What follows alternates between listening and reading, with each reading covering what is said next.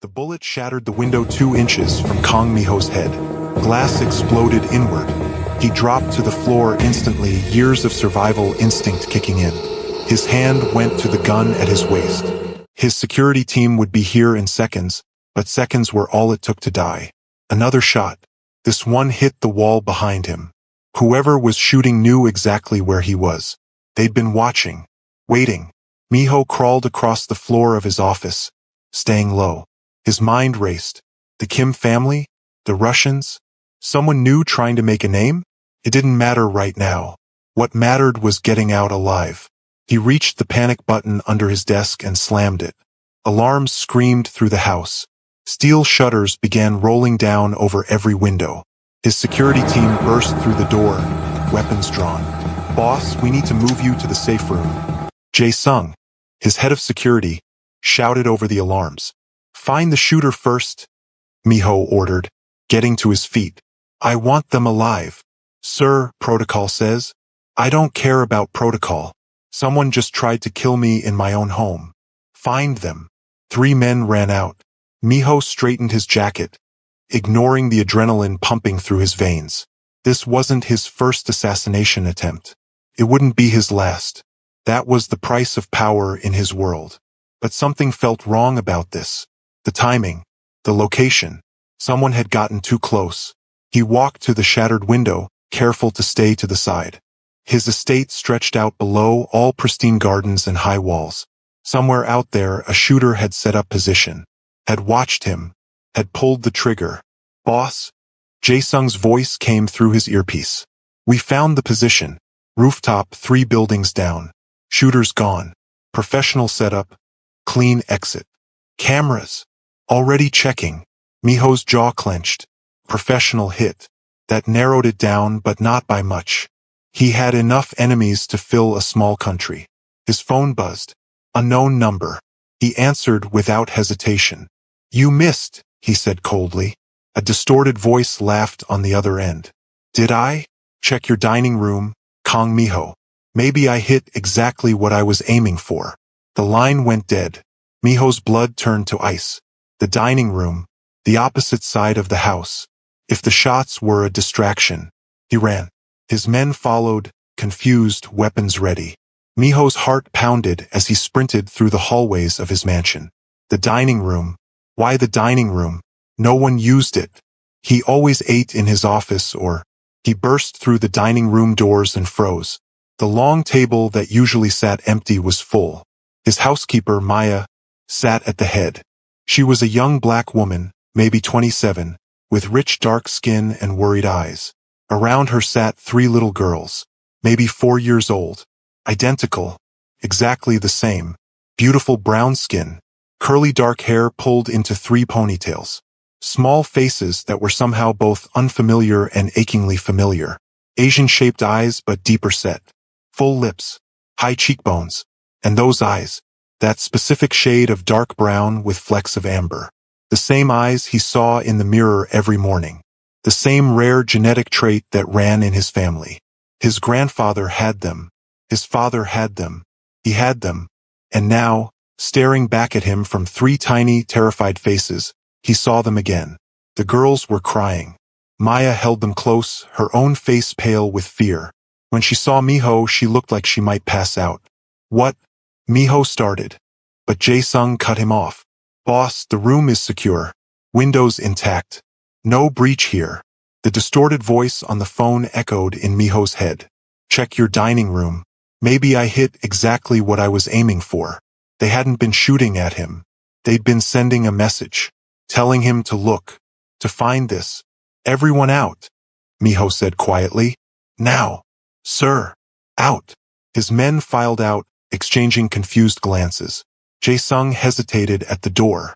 "I'll be right outside." The door closed. Silence fell over the dining room. Just Miho, Maya, and 3 little girls who had his eyes in faces that were clearly mixed. Black and Korean. Beautiful and impossible. One of the girls, braver than her sisters, wiped her tears and looked up at him. "Why were there loud noises? We got scared." Her voice was small but steady. American accent. Miho found he couldn't speak, couldn't move, couldn't process what he was seeing. Maya stood slowly, positioning herself between him and the girls. Mr. Kong, I can explain. Please, just let me explain. Start talking, Miho said. His voice came out harsh, cold. Now, before we continue, drop a comment telling me where you're watching from, and hit that subscribe button. Trust me, you need to see where this goes. Now back to the story. Maya's hands shook as she knelt back down, keeping the girls close. Their mother's name was Ji-hai. You met her 4 years ago. Miho's mind raced backward. For years. That was around the time the Park family had betrayed him. The bloodiest year of his life. Dozens of his men dead. Territory wars. Constant movement. Constant danger. I don't remember anyone named Ji-hai. You wouldn't, Maya said quietly. It was only one night. At a hotel bar. You were hiding from someone. She was working as a cocktail waitress. She said you looked hunted. Desperate. A memory flickered. Vague, distant. A hotel bar. A woman with kind eyes and beautiful dark skin. He'd been on the run, waiting for his men to secure a safe house. He'd needed to disappear for a few hours. She'd served him whiskey and asked if he was okay. They talked. One thing led to another. One night, he repeated. One night, Maya confirmed. She got pregnant. Triplets. She never told you. She was terrified. Of what? Of you. Maya's voice broke. Of your world. She knew who you were. What you did. She thought if she told you, you'd either not believe her or take the babies away. Or worse, that your enemies would find out and use them against you. Miho stared at the 3 girls. His daughters. His blood. Hidden from him for 4 years. Why are you telling me now? Maya's face crumbled. Because Ji-hai is dead. 6 months ago. Someone killed her. The room spun. What? She was murdered. Stabbed 7 times in an alley behind her apartment. The police said it was a robbery, but nothing was taken. Not her purse. Not her jewelry, nothing. Tears streamed down Maya's face. She was my best friend. My sister in every way that mattered. And she made me promise if anything happened to her, I'd protect the girls. Keep them safe. So you came to work for me. I had to. I didn't know what else to do. Maya's voice was desperate now. Ji-hai told me about you. Showed me your picture. Said if anything ever happened to her. These girls' father was the only person powerful enough to protect them. But she also said you were dangerous. That your world was dangerous. So I had to be sure. Sure of what? Sure you wouldn't hurt them. Sure you'd care. Sure bringing them to you wouldn't be worse than keeping them hidden. She wiped her eyes. I took this job 6 months ago, right after Ji-hai died. I've been watching you, trying to figure out if you were safe for them, if you'd help or hurt them. But then I saw how many enemies you have, how many people want you dead, and I got scared. I thought keeping them secret was safer. Miho felt like he'd been punched in the chest. A dead woman he barely remembered. 3 daughters he never knew existed. A woman who'd infiltrated his home out of loyalty to her friend. Someone knows, he said slowly. The shooter. The phone call. Someone knows about them and wanted me to find out. Maya's face went white. What? This wasn't random. Someone orchestrated this whole thing. They wanted me to discover the girls. His mind raced through possibilities. How many people know they exist? Just me and one of Ji-hai's cousins back in the States. No one else. I've been so careful. I never bring them here during the day. Only at night when everyone's asleep. I keep them in the small apartment above the garage. No one goes there. How could anyone? Not careful enough. Miho pulled out his phone and called Jae-sung. I need a full security sweep. Check for any surveillance equipment in the house. Cameras, microphones, anything. And pull up any information you can find on a woman named Ji-hai. Black woman, American. Murdered 6 months ago. He hung up and looked at the girls again. They were watching him with wide, cautious eyes. The brave one still had tears on her cheeks, but she wasn't crying anymore. She studied him like she was trying to figure him out. What are their names? He asked. Maya wiped her eyes. Hannah, Yuna, and Mina. Ji-hai gave them Korean names because of you. Hannah is the oldest by 2 minutes. Yuna is in the middle. Mina is the youngest. Hannah, Miho said, looking at the brave one. She nodded. Of course she was the oldest. She had that protective instinct already, even at 4. Are you our daddy? Hannah asked suddenly. The question hit him harder than any bullet ever had. Maya gasped. Hannah, we talked about this. Mama Jihai said we have a daddy somewhere. Hannah continued, ignoring Maya. She said he didn't know about us because she was scared. Are you him? You have the same eyes as us. And Maya said you're Korean like half of us. Miho crouched down, bringing himself to eye level with them. Up close, the resemblance was undeniable. They had his eyes, his nose, the shape of his face mixed with their mother's features. His genes stamped all over them alongside hers. Beautiful Blasian faces staring back at him. Yes, he said quietly. I'm your father. Yuna, the middle one, tilted her head. Her curls bounced. Why didn't you come find us before? Because I didn't know you existed. If I had known, I would have come immediately. Promise. Mina, the youngest, whispered. I promise. The girls looked at each other, having some silent conversation only siblings could have. Then Hannah nodded, apparently making a decision for all 3 of them. Okay, you can be our daddy then. Despite everything, despite the bullets and the death and the danger, Miho felt something crack open in his chest. Something he thought died years ago when he fully committed to this life. Thank you, he said. The door burst open. Jae-sung rushed in, tablet in hand. Boss, you need to see this. Miho stood, his body automatically moving between the girls and any potential threat. What? We found surveillance equipment. 12 cameras hidden throughout the house. They've been here for at least 3 months. Jae-sung's face was grim. Someone's been watching everything. Can you trace them? We're trying, but they're sophisticated. Military grade. He paused, glancing at Maya and the girls with confusion. And boss, I found the information on Jihai. You're not going to like it. Show me. Jae-sung pulled up a police report. Photos of a crime scene. A black woman lying in an alley. Beautiful even in death. Miho recognized her vaguely. The kind eyes now empty. 7 stab wounds, like she said. But look at this. He zoomed in on one of the wounds. The angle. The precision. This wasn't a random attack. This was an execution made to look like a mugging. Who? I don't know yet. But whoever killed her was a professional. And look at the date. 6 months ago. 3 days after the Lee family tried to take over your southern territories. Miho's blood ran cold. The Lee family, one of his biggest rivals. If they'd found out about Jihai, about the girls, they're using them as leverage, he said. They killed the mother as a warning. Now they're making sure I know the children exist so they can threaten them. That's what I'm thinking. Increase security. Triple it. I want men on every entrance, every window, every possible access point. And get me everything we have on the Lee family's recent movements. Yes, sir. Jae-sung left. Miho turned back to find Maya on her feet. The girls clutched behind her. We need to leave, she said desperately. If what you're saying is true, if someone killed Jihai because of you, then the girls aren't safe here. I need to take them somewhere far away. No.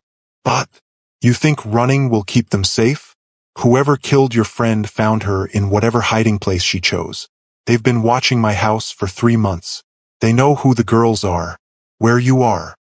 He crossed to her, his voice firm but not unkind. The only place they're safe now is with me. Here, where I can protect them. Your world got their mother killed, and your world couldn't save her. The words came out harsher than he intended. He softened his tone.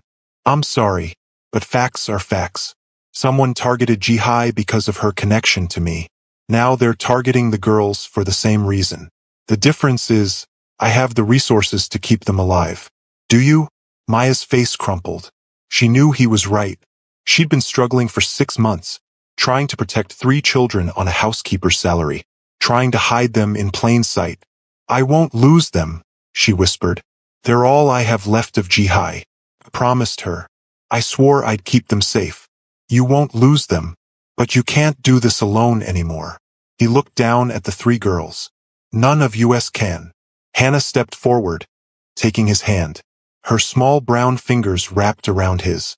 Are the loud noises going to come back? No, Miho said. I won't let anyone hurt you. Promise. I promise. She squeezed his hand. Okay. We believe you. Such simple faith. Such easy trust. Terrified him. The next few days were chaos. Miho had his entire estate fortified. More guards, better weapons, security systems that could detect a fly landing on the fence. He moved the girls and Maya into the wing of the house closest to his own quarters. Had their rooms fitted with panic buttons and reinforced doors. Maya fought him on everything at first. They're not your property. You can't just decide everything. I'm deciding to keep them alive. If you have better ideas, I'm listening. She didn't. Just glared at him with those fierce eyes. But she stayed. Because she knew he was right. He also started spending time with them. Real time. Not just checking that they were alive, but actually being present. It was harder than any negotiation he'd ever done. Why is your skin different from ours? Yuna asked one morning at breakfast. She touched his arm, then her own. You're lighter. Because your mother had darker skin. You got some from her, some from me. So we're mixed up? Mixed. Yes. You're black and Korean. Both. The best of both. Mama Jihai said being mixed makes us special. Hannah added. She said we get to be everything. Your mother was right. Maya watched from across the table, her expression unreadable. Later, she pulled him aside. Don't make promises you can't keep, she said. What promises? That being mixed is all beautiful and special. They're going to face things. People who don't accept them. Who say they're not Korean enough, not black enough. Your world especially. How do you think your people will react to 3 mixed daughters? My people will accept what I tell them to accept. And if they don't, then they're not my people anymore. He met her eyes. I don't care what color my daughters are. They're mine. Anyone who has a problem with that can take it up with me. Something shifted in Maya's expression. Respect, maybe, or surprise.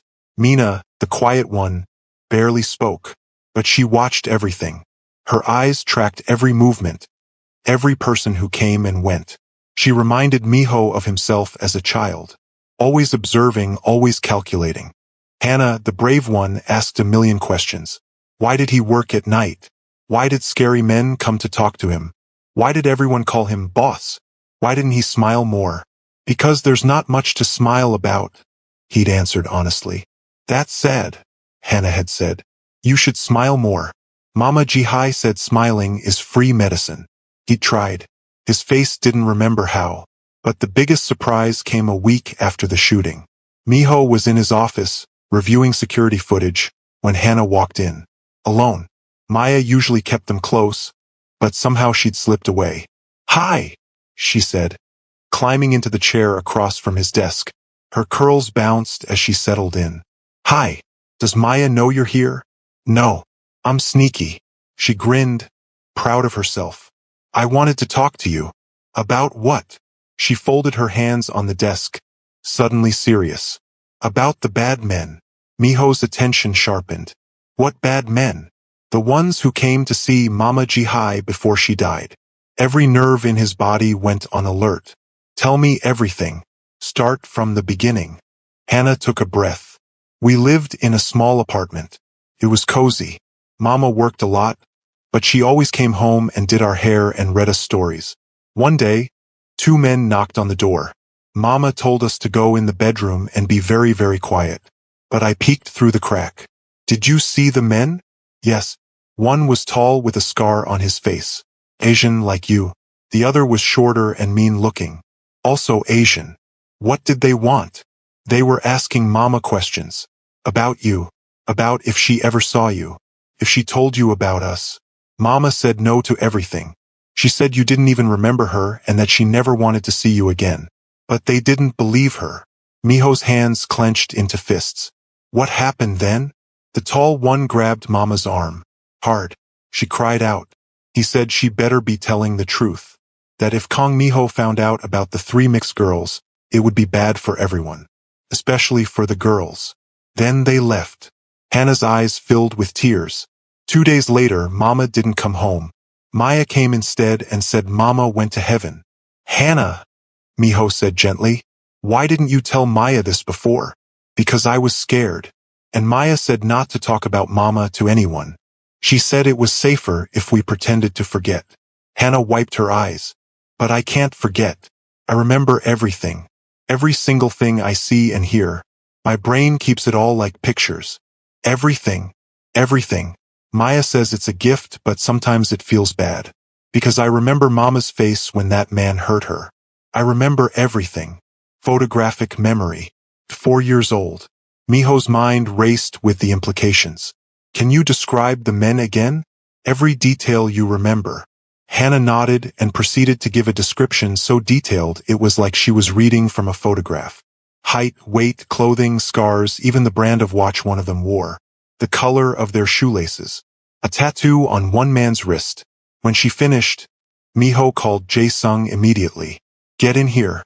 Now. His head of security arrived in seconds. Miho had Hannah repeat everything she'd told him. Jae-sung's face went dark. The descriptions matched two Lee family enforcers. Kim Sung-ho and Park Dae-young. Known for intimidation and cleanup work. Find them, Miho ordered. I want them alive. I want to know everything they know about who ordered the hit on Ji-hai. Yes, sir. After Jae-sung left, Miho looked at Hannah. She sat in the big chair, looking small and scared and far too young to have witnessed what she had. You're very brave, he told her. And very smart. What you just did will help me find the people who hurt your mother. Will you hurt them back? He could lie. Should lie. She was 4 years old. But something about those knowing eyes made him tell the truth. Yes. Good. Her little face was fierce. They were bad. They made Mama scared. Nobody should make Mamas scared. Nobody should, he agreed. Will you make us scared? Never. Maya is scared of you sometimes. I can tell. I know. I'm trying to fix that. You should smile at her more. That's what Mama Ji-hai did when we were scared. She smiled and it made everything feel better. Out of the mouths of babes. I'll try, Miho said. Okay. Hannah climbed down from the chair. I'm going to go play now.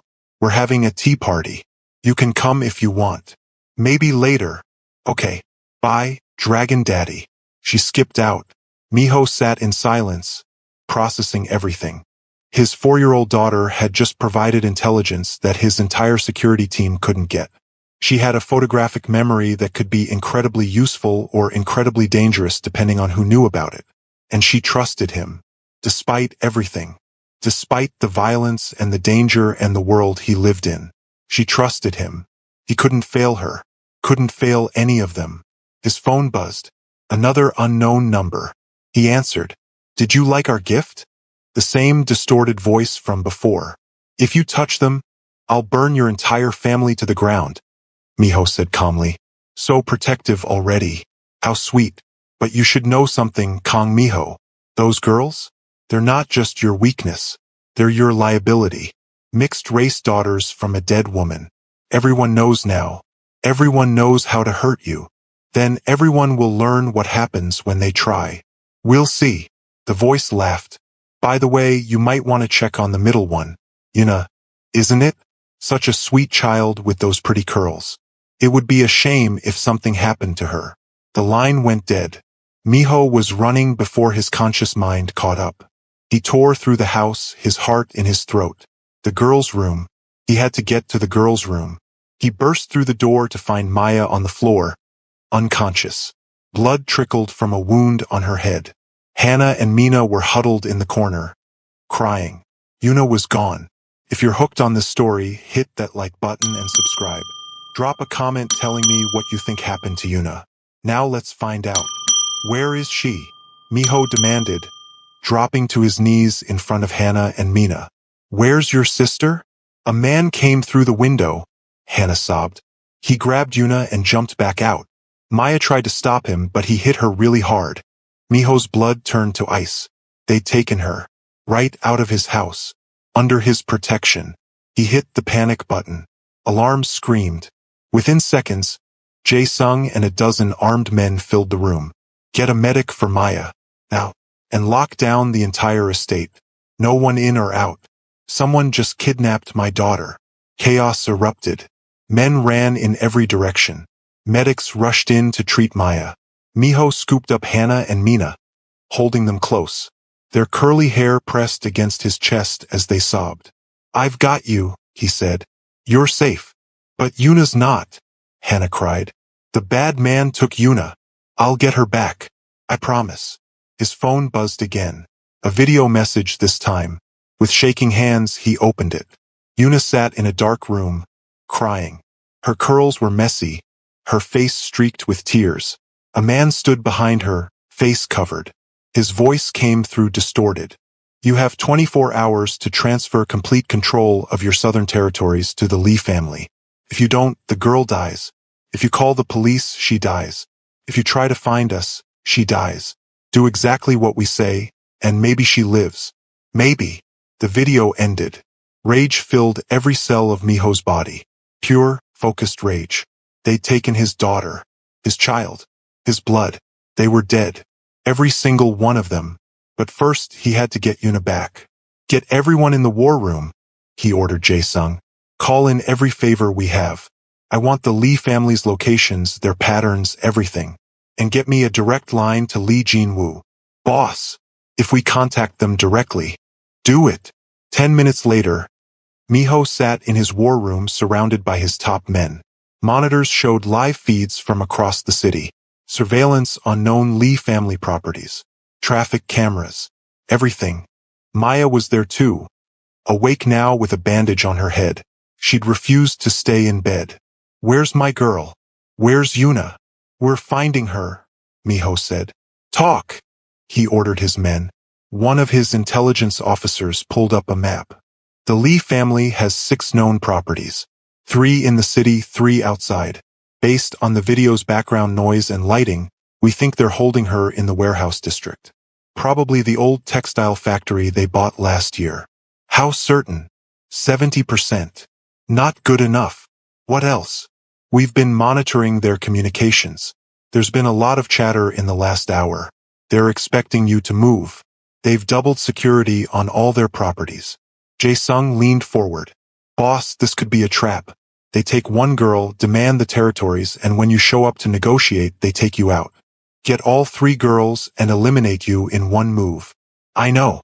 I'm counting on it. What? Miho stood, his mind already 3 steps ahead. They think I'll come personally, that I'll be emotional and reckless. They're wrong. I'm going to be smart. He looked at his men. Here's what we're going to do. He laid out his plan. It was risky.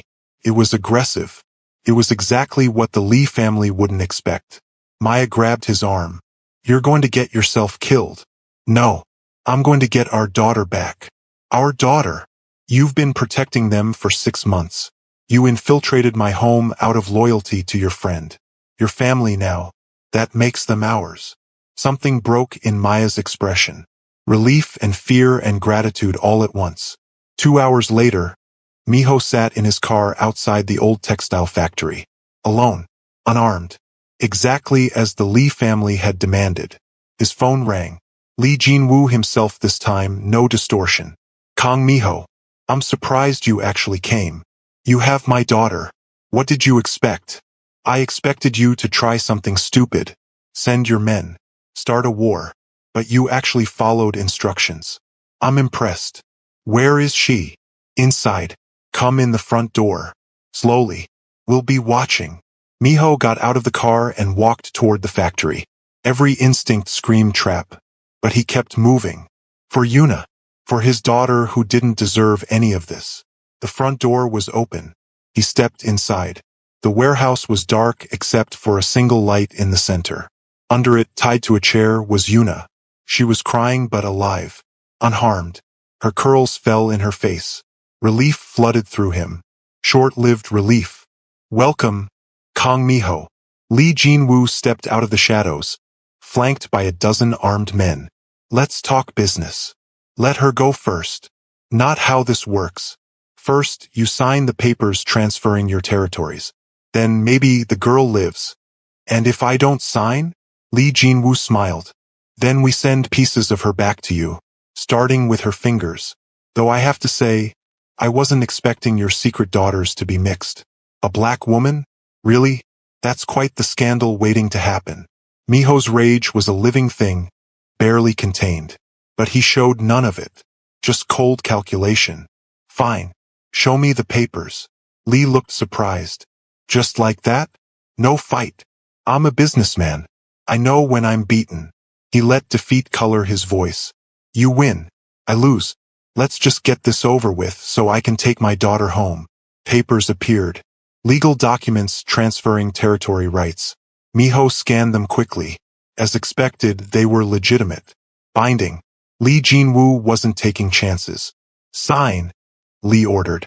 Miho picked up the pen. Looked at Yuna still crying in the chair. Looked at the men surrounding him. One thing first, he said. What? You killed Jihai, the girl's mother. Why? Lee laughed. Insurance. We'd been watching you for years. Waiting for a weakness. Then we found her. Black cocktail waitress with 3 mixed kids. We killed her to make sure only we knew the secret. Then we watched. Waited for the right moment to use it. That moment is now. I see. So you've been planning this for 6 months. Longer. We've been patient. And it's about to pay off. Patience is good.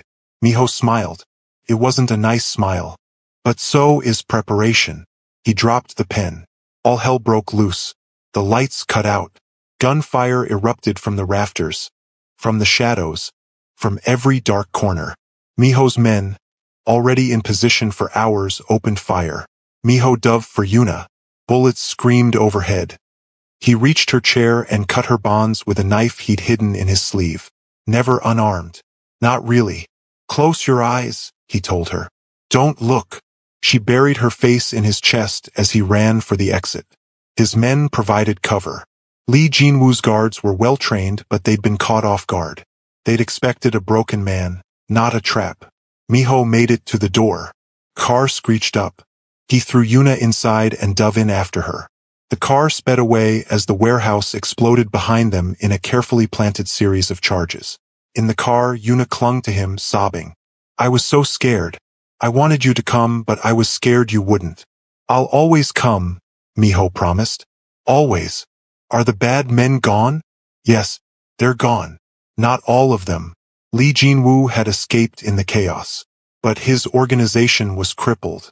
His men were scattered or dead. It would be years before the Lee family could threaten anyone again. If Miho let them live that long. Back at the estate, Maya met them at the door.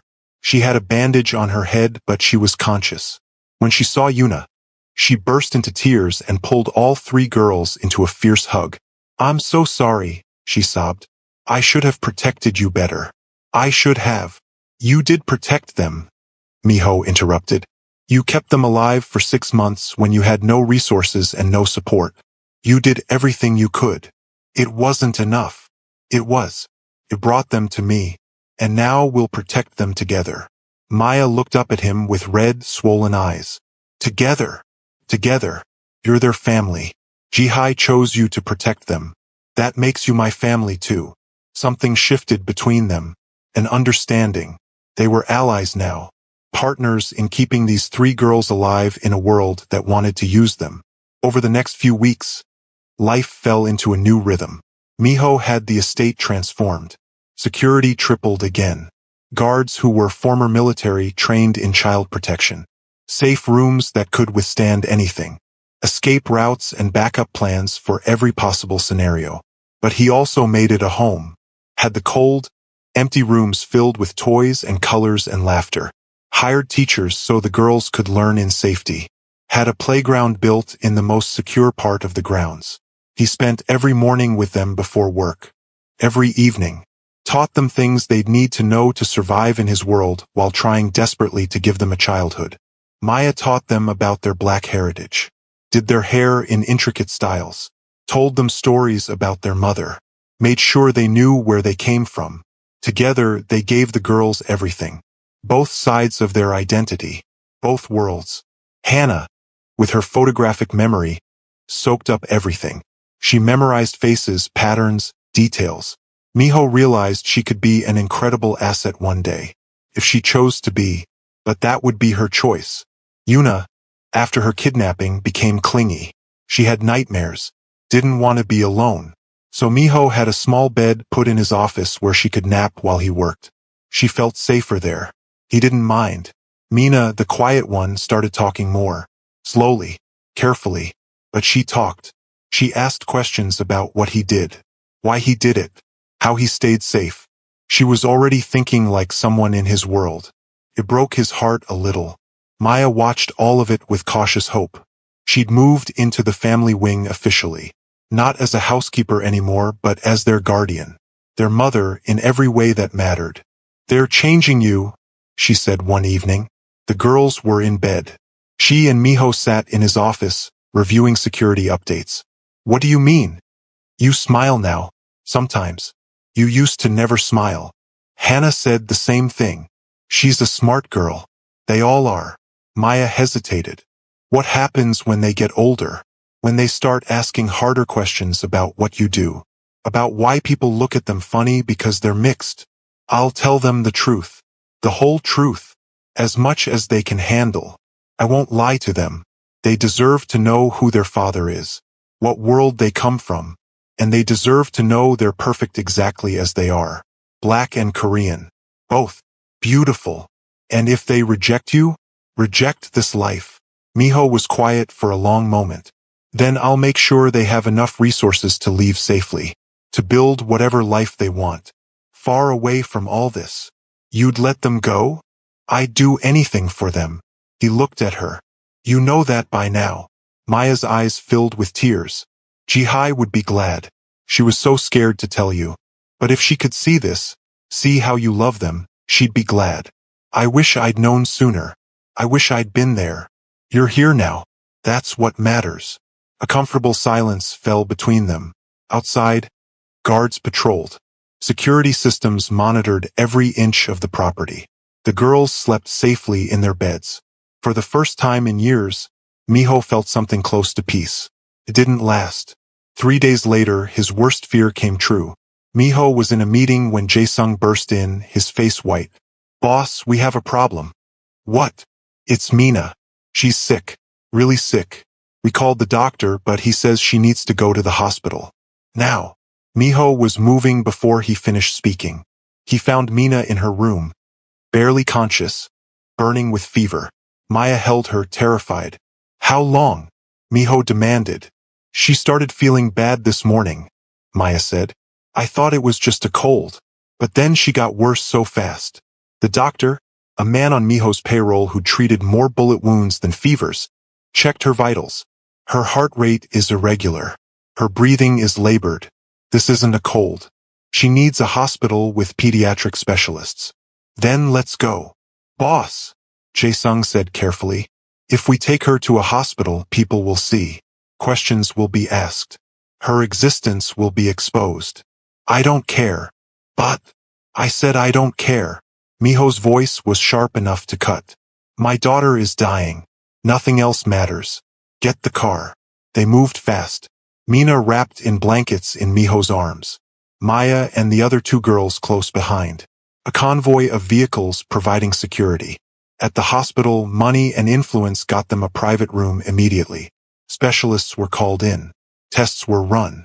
Miho paced the hallway like a caged animal. This was worse than any gunfight, any negotiation.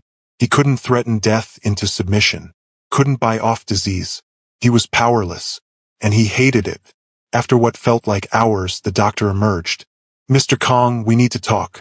They moved to a private office. Maya came too, leaving Hannah and Yuna with guards. "What's wrong with her?" Miho asked. The doctor pulled up scans on a computer. "Your daughter has a congenital heart defect, specifically ventricular septal defect with complications. There's a hole in the wall between her heart's lower chambers." Maya gasped. "How is that possible?" "She's been fine. No problems. VSD can be asymptomatic for years, but stress, illness, or just growth can make it worse. In Mina's case, the hole is getting bigger. Her heart is working too hard to compensate." "What do we do?" Miho asked. "She needs surgery." Soon. Within the next few months at most. We'll need to patch the hole, possibly replace some valves depending on the damage. It's a complex procedure, but the success rate is good. How good? 85 to 90% with a skilled surgical team. 10 to 15% chance of death.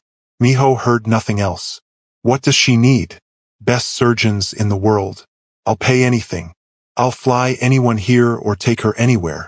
The best pediatric cardiac surgeon in Korea is Dr. Park Sun-hee. She's here in Seoul. She's done hundreds of these procedures. I can call her. Call her. Now, tell her whatever she wants, she gets. Money, resources, anything. Just save my daughter. The doctor made the call. Dr. Park agreed to consult the next day. Until then, Mina would be stabilized and monitored. Miho went back to her room. She lay in the hospital bed, so small and pale. Her brown skin looked ashen. Her curls spread across the white pillow. Tubes and wires connected her to machines that beeped steadily.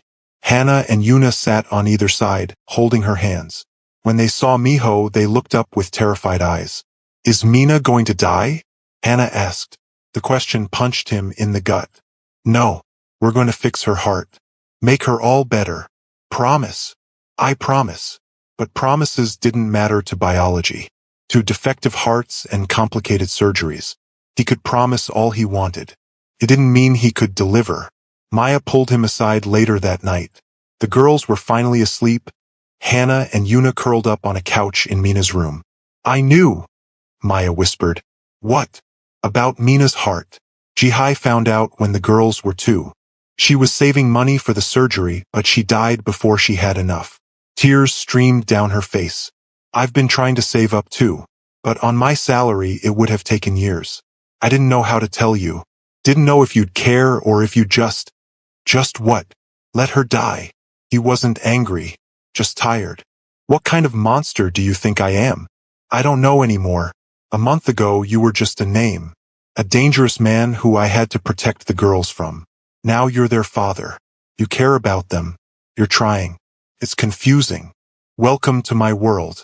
I've been confused since the day I found out they existed. He looked through the window at his daughters.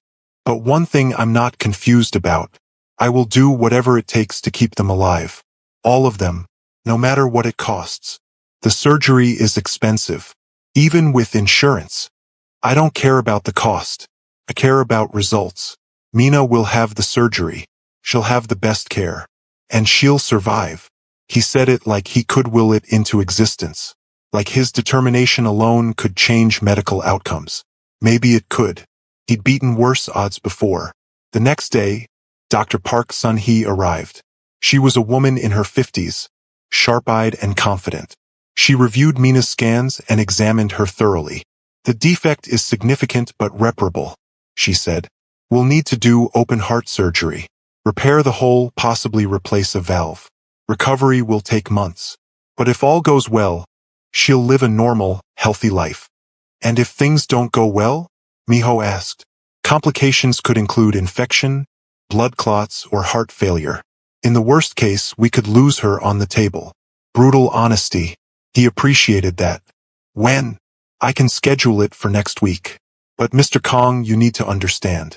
This is one of the most stressful surgeries for a parent to endure. You'll be helpless. All you can do is wait and hope. Are you prepared for that? No. He wasn't prepared to sit and do nothing while his daughter's chest was cut open, while her heart was stopped and restarted, while she balanced on the edge of life and death. But he'd do it. For her. Schedule it, he said. The next week was hell. Miho tried to keep things normal for the girls. Hannah and Yuna knew something was wrong, but he downplayed it. Told them Mina would have a special procedure to fix her heart and then she'd be all better. They didn't fully understand. They were 4 years old. How could they? Mina herself was quiet. More than usual. Like she knew something big was coming. The night before the surgery, Miho sat with all 3 girls in Mina's hospital room. They'd been moved to a private suite. More space, more comfort. Money couldn't buy health, but it could buy everything else. Tell us a story, Yuna asked. What kind of story? A dragon story, Hannah said. About how dragons protect their treasures. So Miho told them a story he made up on the spot, about a dragon who had 3 precious gems, the dragon's greatest treasures, and how he'd fight anyone who tried to take them, burn down kingdoms, cross oceans, do anything to keep his gems safe. By the end, all 3 girls were asleep, curled up together like puppies, their different shades of brown skin beautiful in the soft light. Maya watched from the doorway. That was a good story. It's the truth. They're my treasures. All 3 of them. Jihai used to tell them stories too. She had a gift for it. Made even scary things sound magical. Her voice broke. I miss her. Especially now. She should be here. This should be her sitting beside Mina's bed. Not me. She'd be proud of you. Of everything you've done. Would she? I kept them secret from their father. I let Mina's condition get this bad. I failed. You survived. You kept them alive when you had nothing. You didn't fail. You gave them to me when they needed me most. Tell that to Mina when she goes under anesthesia tomorrow. He had no answer to that. The surgery was scheduled for 8 a.m. They arrived early. Mina was prepped, given medication to make her drowsy. The surgical team reviewed everything one more time. Dr. Park took Miho aside. We'll do everything we can, but you need to be prepared. This is major surgery. Things can go wrong. They won't.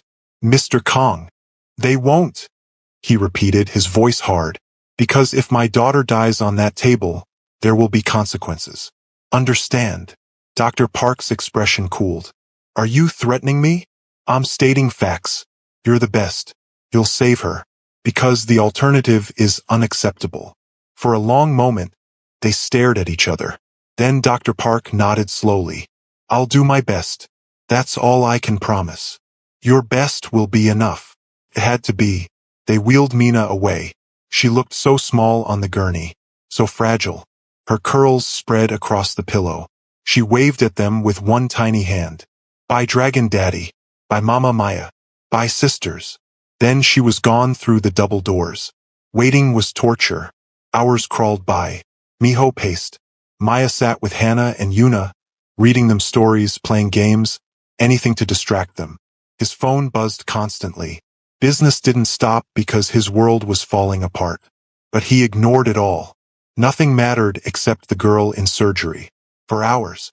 5, 6. Finally, Dr. Park emerged. She looked exhausted but satisfied. It's done. The surgery went well. We repaired the hole, reinforced the surrounding tissue. Her heart is strong. She's in recovery now. Relief hit Miho so hard he almost collapsed. She's okay? She'll need to stay here for a week. Then months of careful recovery at home. But yes, she's okay. Maya burst into tears. Hannah and Yuna jumped up and down, not fully understanding but knowing it was good news. Can we see her? Miho asked. Soon. She's still sedated. Give her another hour. That hour was easier to bear than the previous 6. Because now he knew. Mina would live. His daughter would survive. When they finally let him in, Mina lay in the recovery room surrounded by monitors. A bandage covered her chest. She looked pale and small but alive. So beautifully alive. He took her hand gently. You did it, little gem. You're so strong. Her eyes fluttered open. Dragon Daddy? I'm here. Did they fix my heart? Yes. It's all better now. Good. She smiled weakly. I don't want to leave you yet. We just found you. His eyes burned. You're not going anywhere. None of you are. You're stuck with me forever. Okay. She drifted back to sleep, safe and whole. If the story touched your heart, show some love. Hit that subscribe button, drop a like, and comment telling me which part got you most emotional. Your support means everything to us. 3 months later, life had settled into something resembling normal. Mina recovered beautifully. The scar on her chest would fade with time. Her energy returned. She ran and played with her sisters like nothing had ever been wrong. The estate was no longer just a fortress. It was a home, filled with laughter and arguments and the chaos of 3 young girls growing up. Maya had fully embraced her role as their mother. She and Miho co-parented with an efficiency that surprised both of them. They didn't always agree. She thought he was too protective. He thought she was too lenient. But they worked it out. For the girls, the threat from the Lee family never fully materialized again. After the warehouse incident, they'd retreated, licked their wounds. It would be years before they were strong enough to challenge him again. Other enemies circled. They always did. But now Miho had something to fight for beyond power and territory. He had a reason to come home. 3 reasons, actually. One evening, after putting the girls to bed, he found Maya in the garden. She stood looking at the flowers they'd planted together. Jihai's favorites. A memorial of sorts.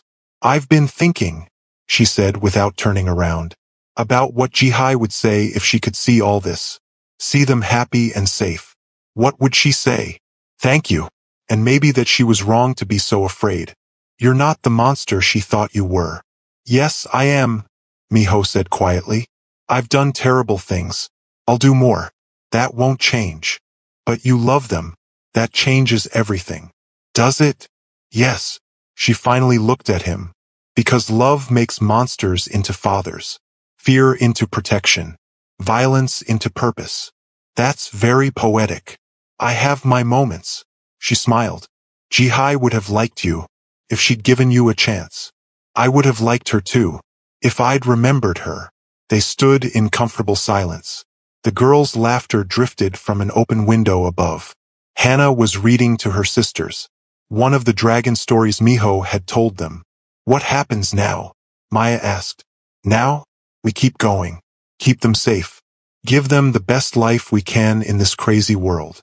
It won't be easy, especially with everything they'll face. Questions about their race, about being mixed, about their father's world. Nothing worth doing is. Will you ever tell them? Everything about what you do. When they're old enough to understand. When they ask. I won't hide who I am from them. They might hate you for it. They might. But they'll know the truth. That's more than I had." More laughter from above. Then Mina's voice, clear and strong. "Dragon Daddy, come read with us." Miho smiled. Actually smiled. "Duty calls." He headed inside. Maya watched him go. This dangerous man who'd become a father. This killer who tucked his daughters in at night and read them stories about dragons and gems. Life was strange, complicated, messy, but it was theirs, and they'd protect it with everything they had. Upstairs, 3 little girls waited for their father.